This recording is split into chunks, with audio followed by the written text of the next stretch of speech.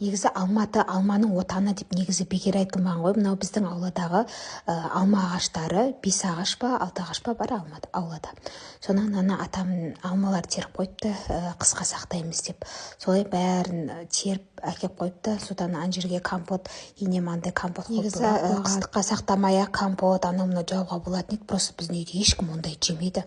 Сондықтан өйстіп қыстыққа сақтауға жөн көрдік. Мына грушалар әлі піспеген, енді піседі. Бұйырса Алла қаласа осы бір-екі аптаның көлемінде пісіп қалады-ау. Солай не керек, атамның жинап қойған алмаларын газетке орап қыстыққа сақтап жатырмыз. Сіздер де қалай сақтайды, осылай сақтайсыздар ма?